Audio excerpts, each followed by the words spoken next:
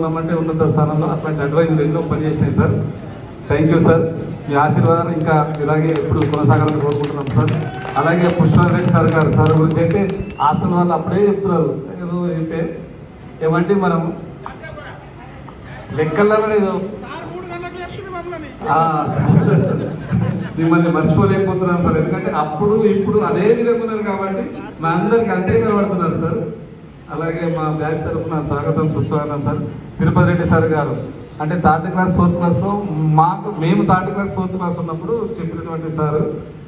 ఇంకో విషయం అందరికీ తెలియని విషయం ఏంటంటే మన నీలకిరణ్ వల్ల ఫాదర్ మన క్లాస్మేట్ నీలకిరణ్ కొత్త విషయం నీలకిరణ్ వల్ల ఫాదర్ అంటే అప్పుడున్న ఎస్ఎస్సి వాళ్ళకు సార్ పరిచయం ఉండకపోవచ్చు. మాకు 3rd క్లాస్ 4th క్లాస్లో చెప్పింది కాబట్టి మా గురువు గారిని మా బ్యాచ్ వాళ్ళ గురువు గారిని భావిస్తున్నాం సార్. Thank you sir. మాకు టైం ఇచ్చడం తెలంగాణలోనే బుస్సాపురం గ్రామం మర్చిపోతే విధంగా నిర్వహించుకోవడం జరిగింది. అందులో మన క్లాస్మేట్ల పాత్ర కూడా బాగుంది. ఆ గంగమ్మన వాళ్ళ ఇల్లునైతే మన జగదీష్ గారు గెస్ట్గా వాడినాం సార్. సార్ ఎప్పుడు కూడా మర్చిపోడు సార్. ఇప్పుడు హైదరాబాద్ వెళ్తుంటూ సీనియర్ మీటింగ్ బుస్సాపురం ఆదమ్మ గంగమ్మని గుర్తు చేసిన సందర్భం సార్. హైలైట్ మన బ్యాచ్కి దక్కుతుంది. అది కూడా గర్వకారణం.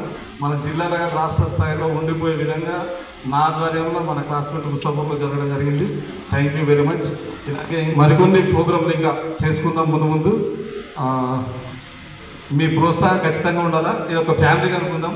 గంగాధర్ ఒక్కడనుకుంటే ఇన్ని చేయగలిగినప్పుడు ఈ రోజు నుంచి ఇంతమంది మీ 100% గ్రూప్లో పెట్టుకున్నా కానీ మీతో అయ్యే పని ఇంత సహాయం చేస్తే నాలాంటి ఇంకా మనలాంటి ఇంకెందరో తెలిసి తెలియని ఫైనాన్షియల్ కావచ్చు, రకరకాల ప్రాబ్లమ్స్ ఉండొచ్చు.